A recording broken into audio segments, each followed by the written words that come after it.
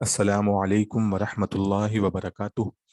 तो पिछले दो सबक में हमने उन चीज़ों का जिक्र किया था जिसको जान लेना तफसीर के अंदर बहुत ज़रूरी है, और जिसके बाद जब हम तफसीर पढ़ेंगे तो इंशाअल्लाह उससे हमें बहुत सारी चीज़ों के समझने में मदद मिलेगी, और बिलउमूम उसको समझने में बड़ा फ़ायदा था। इसलिए दो सबक जो हैं वो एक तरह से अलग किस्म के बीच में आ गए। लेकिन हमने जो शुरू किया था सिलसिला वो सूरह फातिहा से किया था। सूरह फातिहा का जो सबक वो पूरा हो गया। अब हम सूरह बकरा का पहला रुकू जो है उसके मुतालिक तफसीर और तर्जमा इसमें पेश करेंगे। सूरह बकरा चूंकि अभी शुरू हो रही है तो इससे पहले हम लोग सूरह बकरा के बारे में कुछ बातें जान लेंगे, इसका जो शान नुज़ूल और पस मंज़र है उसको जान लेंगे, और फिर उसके बाद हम लोग कुछ बातें जिक्र करके तर्जमा तफसीर करके अपने सबक को पूरा कर लेंगे। तो सबसे पहले हम लोग ये जानेंगे कि सूरह बकरा जो है उसका शान नुज़ूल और पस मंज़र क्या है। सूरतों और आयतों का शान नुज़ूल और पस मंज़र हुआ करता है, क्योंकि जो ये लोगों की हिदायत के लिए आयतें और सूरतें नाजिल होती थीं, तो किसी न किसी कोई वाक़या पेश आता था या कोई हालात होते थे जिसके अंदर ये सूरतें और आयतें नाजिल हुआ करती थी। तो सूरह बकरा चूंकि मदनी सूरत है और इसकी आयतें आम तौर से मदनी सूर आयतें हैं, तो इसका जो शान नुज़ूल और पस मंज़र है वो भी मदीना का है। तो इसको समझ लेना एक बड़ा अहमियत का हामिल है कि हिजरत से पहले जो सूरतें और आयतें नाजिल हुई हैं वो मक्का में नाजिल हुई हैं, और मक्का के अंदर खिताब मुशरिकीन अरब से था। जब हिजरत करके आप सल्लल्लाहु अलैहि वसल्लम मदीना पहुंचते हैं तो वहां पर मुखातबीन जो हैं वो बदल जाते हैं, और वो यहूदी हैं जो मक्का के बाहर बस्तियां बनाकर रहा करते थे। यहूदियों के पास अपना दीन था जो आप सल्लल्लाहु अलैहि वसल्लम के दीन से बुनियादी तौर पे तो मिलता जुलता था, क्योंकि ये हज़रत मूसा अलैहिस्सलातु वस्सलाम की शरीयत थी जिसको ये तौरेत कहते थे और उस पे अमल करते थे। इनके पास तौहीद, रिसालत, वही, आखिरत और फरिश्तों पे यकीन का जो अकीदा था वो भी मौजूद था।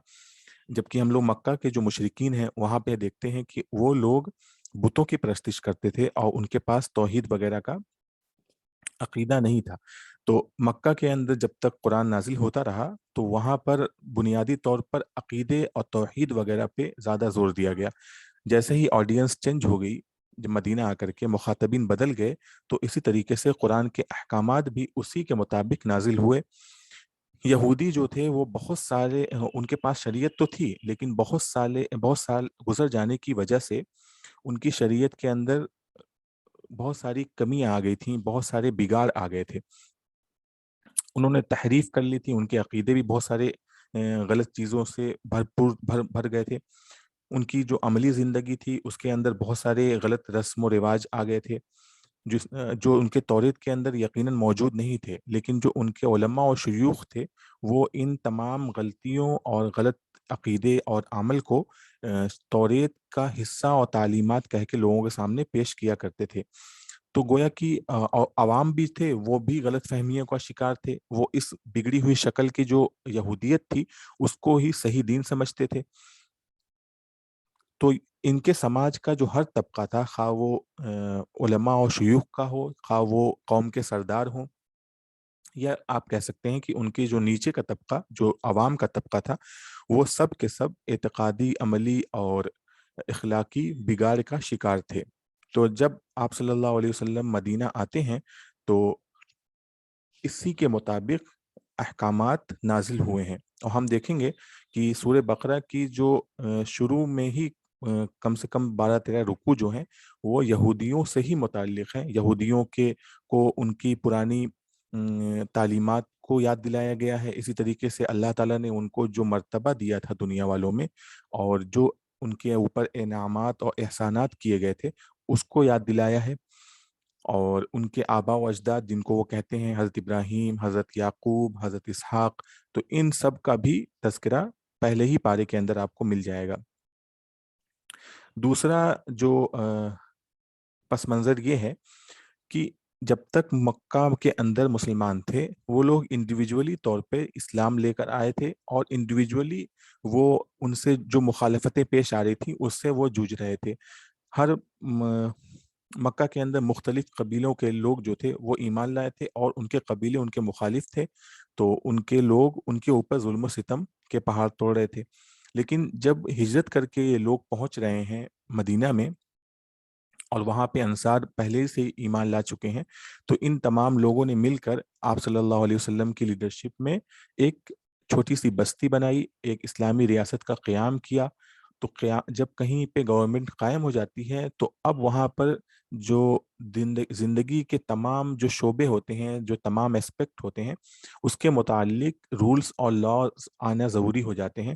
تو اسی لیے قرآن کے اندر، مدنی صورتوں کے اندر خاص طور سے، زندگی کے ہر پہلو، تمدن ہو، معاشرت ہو، معیشت، قانون، سیاست، یعنی آپ کہہ سکتے ہیں کہ آپ کی سوسائٹی، اکنامک سچویشنز، لا ہو اور پولیٹکس ہو، ہر پہلو سے متعلق احکامات نازل آپ کو ہوئے ہیں اور آپ کو یہاں پہ دکھائی دیں گے، خاص طور سے مدنی صورتوں میں۔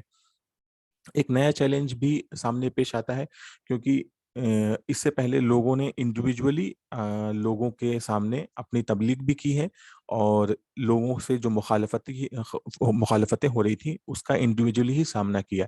لیکن اب چونکہ یہ تمام لوگ اکٹھا ہو کر کے مدینہ میں ایک ریاست قائم کر چکے ہیں، اور وہاں پہ اسلام کا بول بالا ہے، تو اب ان کے سامنے بہت سارے چیلنج ہو جا رہے ہیں، کیونکہ ایک طرف تمام عرب، تمام مخالفین، مشرکین اور یہود نصارہ سب ہیں، اور ایک طرف یہ چھوٹی سی جماعت ہے۔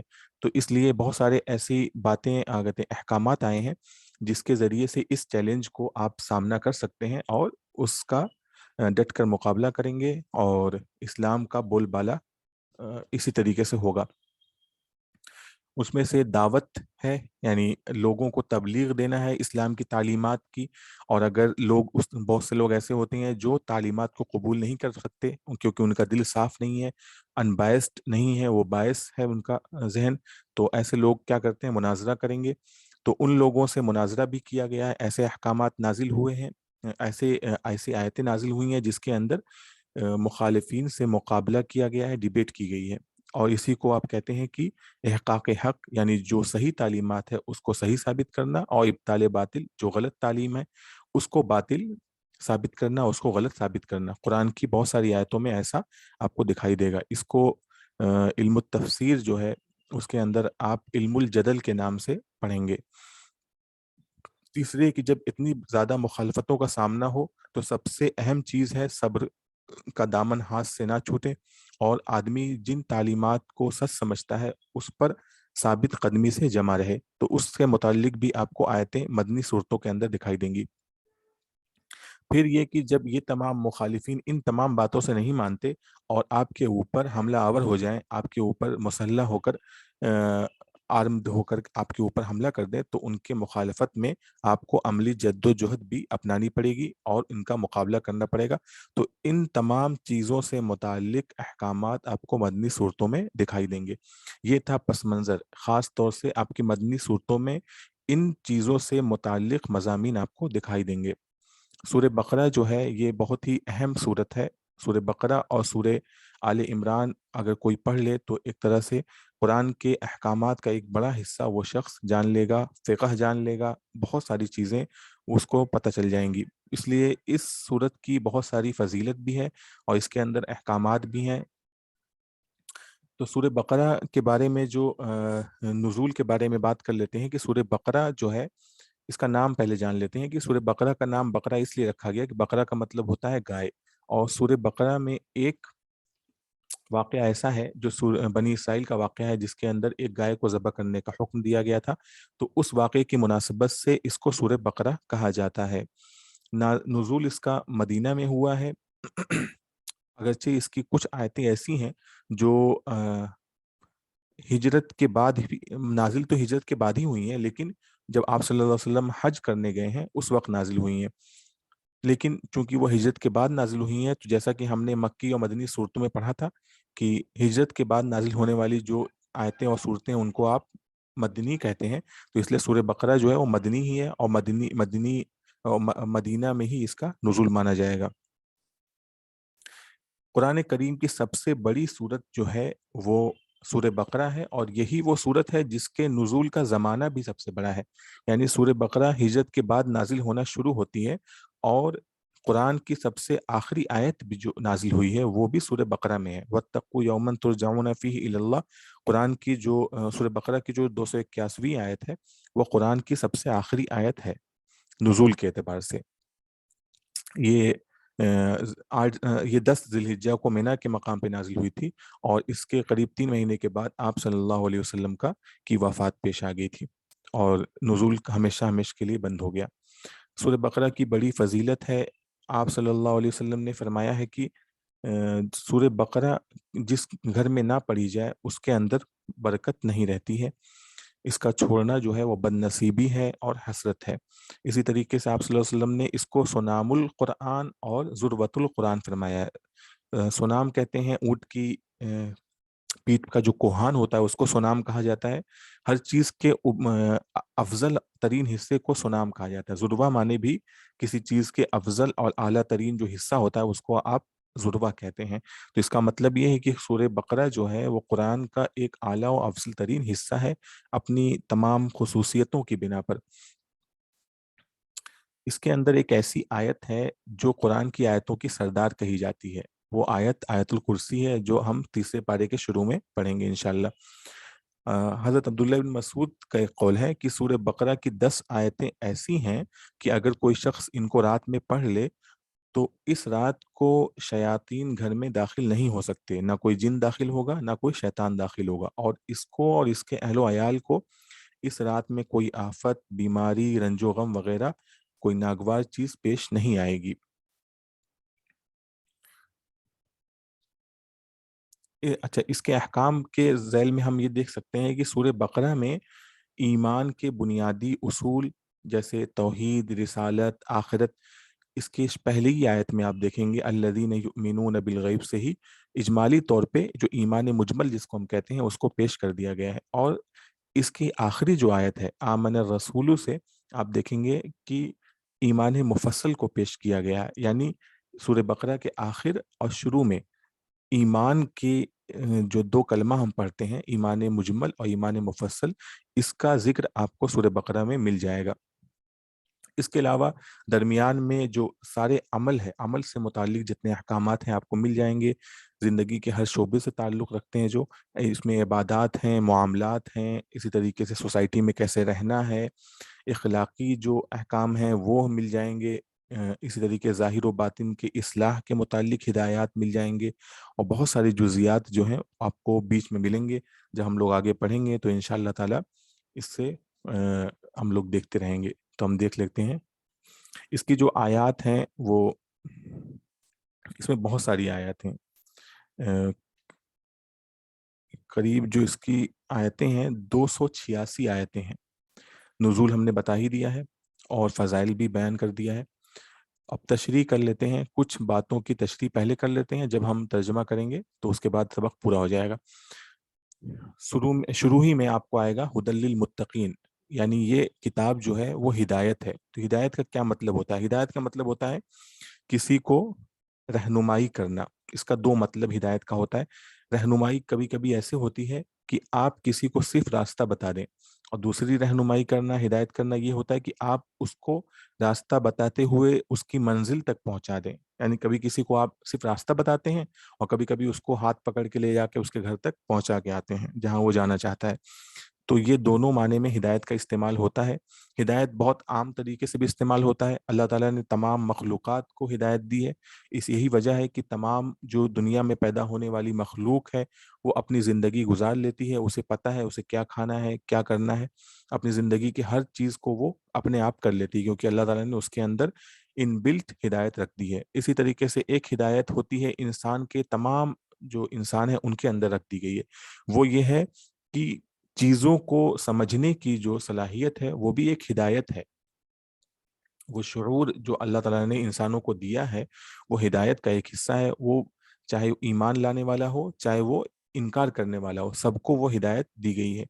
اور ایک خاص ہدایت ہوتی ہے، وہ صرف اور صرف ایمان والوں کو دی گئی ہے، کیونکہ وہ ہدایت توفیق سے تعلق رکھتی ہے۔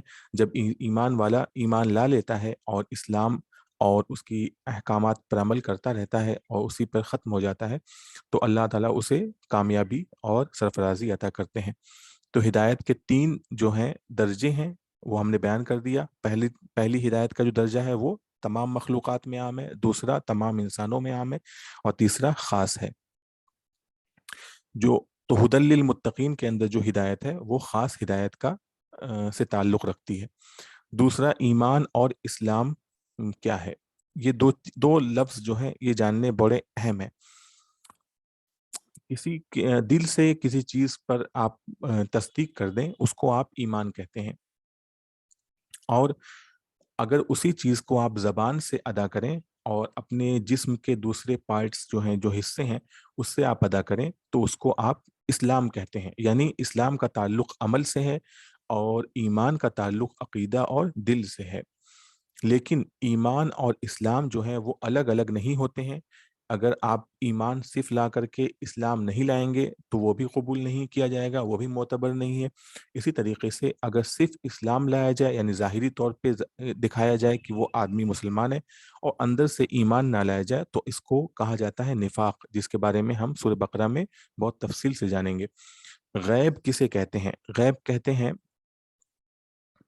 جن چیزوں کو ہم اپنی سینسز کے ذریعے سے نہیں محسوس کر سکتے، ان کو آپ کہتے ہیں غیب. اگر کسی چیز کو ہم دیکھ سکتے ہیں، ہم سن سکتے ہیں، کسی چیز کے بارے میں جان سکتے ہیں، اپنے آپ سے خود سے جان سکتے ہیں، تو وہ غیب نہیں کہلائے گی.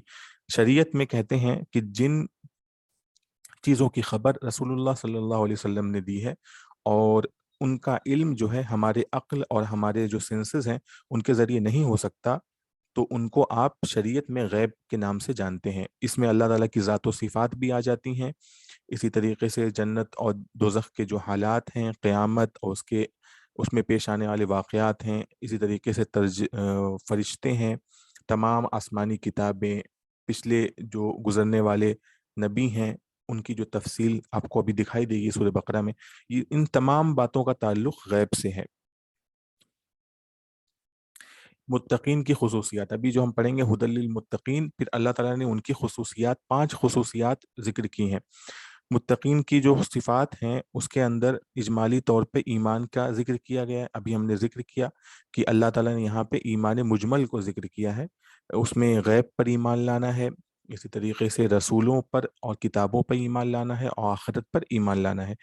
اور اس کے بعد 2 صفتیں جو ہیں متقین کی ذکر کی گئی ہیں، جو خصوصیتیں، وہ عمل سے تعلق رکھتی ہیں. ایک اس میں سے اقامت صلاۃ، نماز کو قائم کرنا، دوسرے انفاق فی سبیل اللہ، اللہ کے راستے میں خرچ کرنا ہے.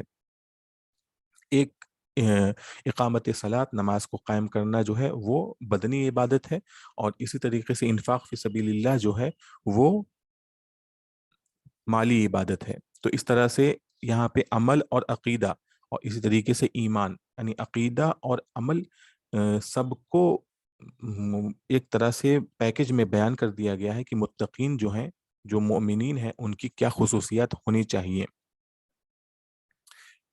اچھا، آگے 2 طرح کے سوال آئیں گے جب کافروں کے بارے میں پیش کیا جائے گا.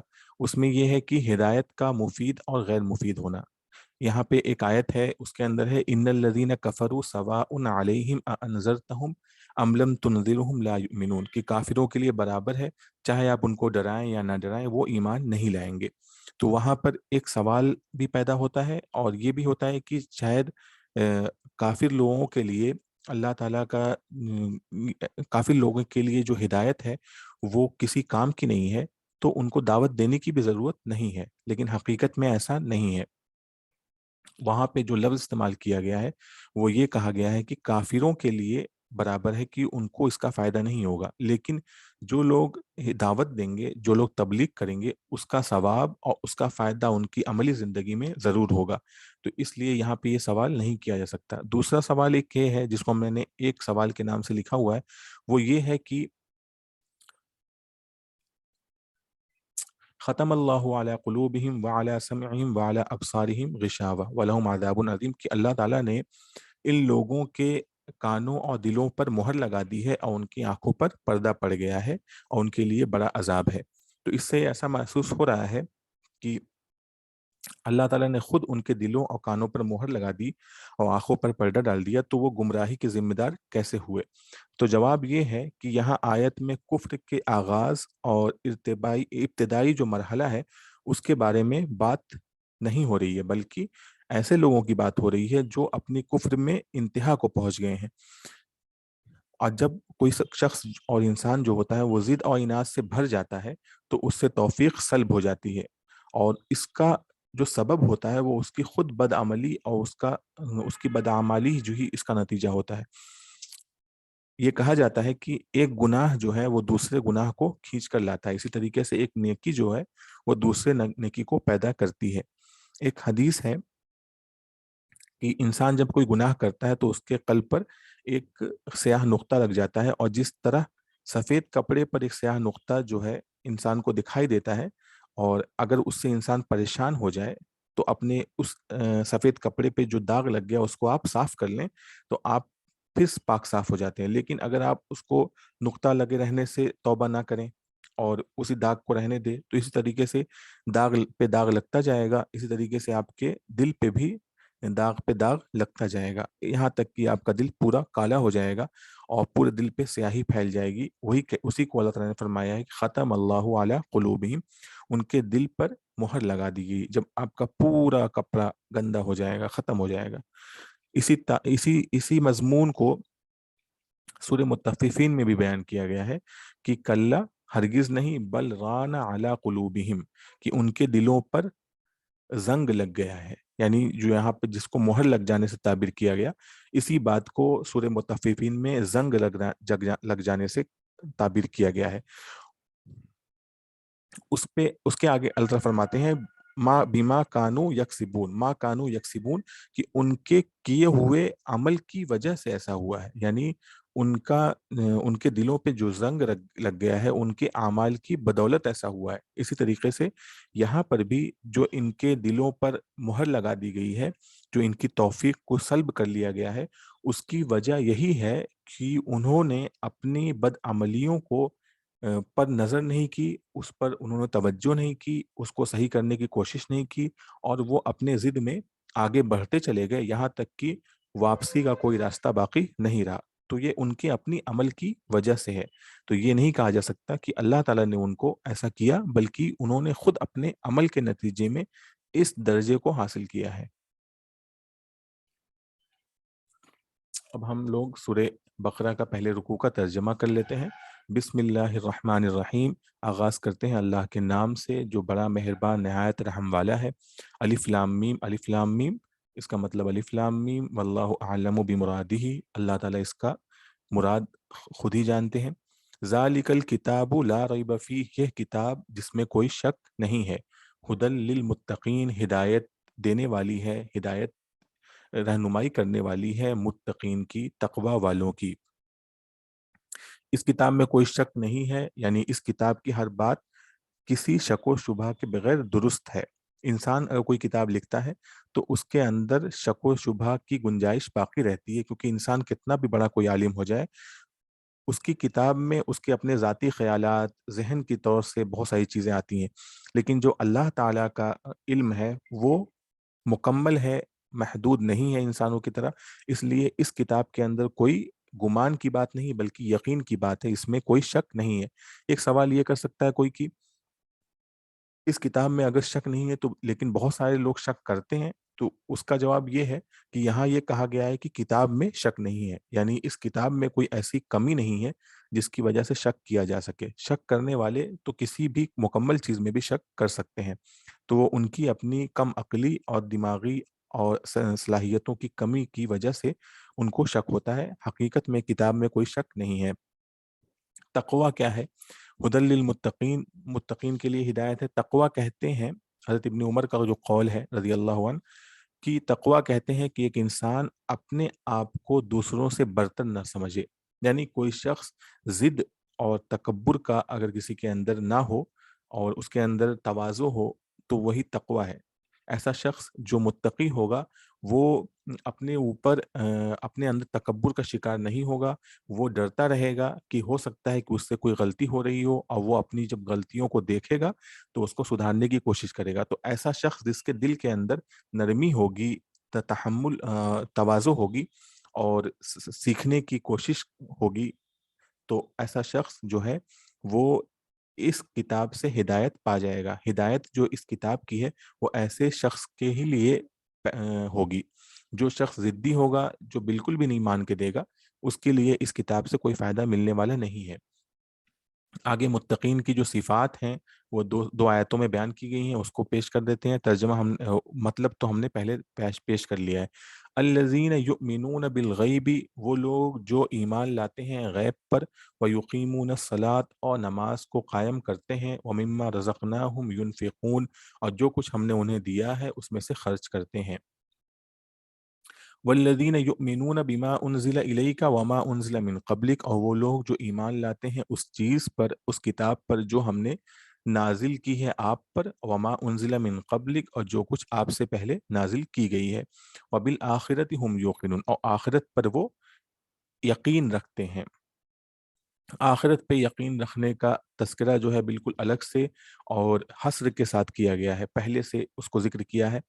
اس کا مطلب یہ ہے کہ جو لوگ آخرت پر یقین رکھتے ہیں وہی متقین ہوں گے۔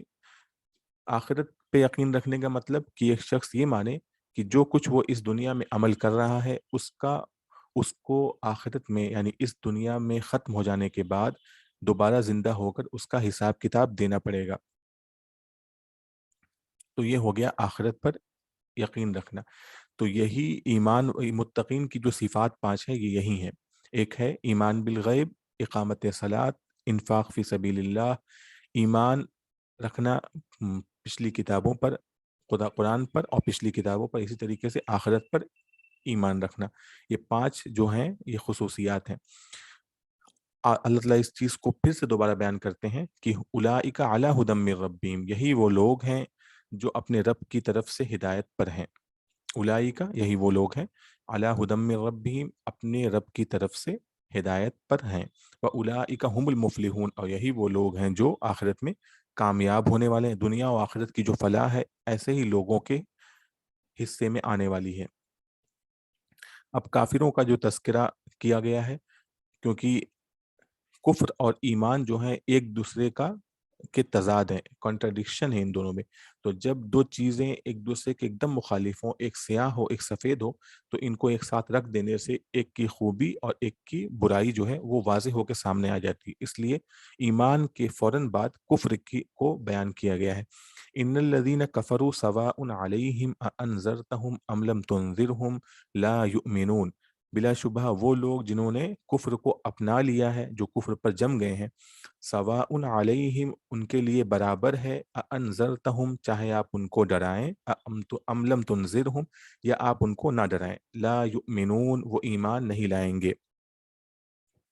یہاں پہ یہ بتا دیا گیا کہ کفر کو جو لوگ اپنا لیتے ہیں، جو لوگ اس پر جم جاتے ہیں، ان کے لیے کوئی گنجائش اب نہیں رہ گئی ہے۔ انہوں نے اپنی حرکتوں سے اپنی توفیق کو ختم کر لیا ہے۔ اللہ تعالیٰ اس کو آگے فرماتے ہیں، ختم اللہ علی قلوبہم وعلی سمعہم وعلی ابصارہم غشاوہ ولہم عذاب عظیم، اللہ نے ان کے دلوں اور ان کے کانوں پر مہر لگا دی ہے، وعلی ابصارہم غشاوہ، اور ان کی آنکھوں پر پردے ہیں، وَلَهُمْ عَذَابٌ عَظِيمٌ، اور ان کے لیے بڑا عذاب ہے۔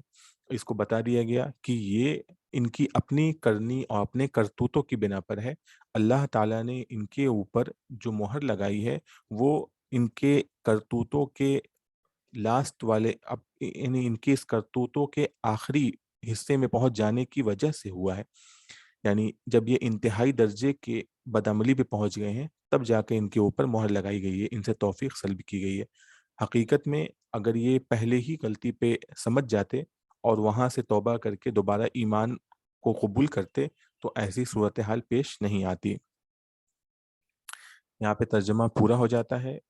اللہ تعالیٰ جو ہم لوگ پڑھتے ہیں اس کو قبول فرمائے اور اس پہ عمل کرنے کی توفیق عطا فرمائے۔ وآخر دعوانا الحمد للہ رب العالمین۔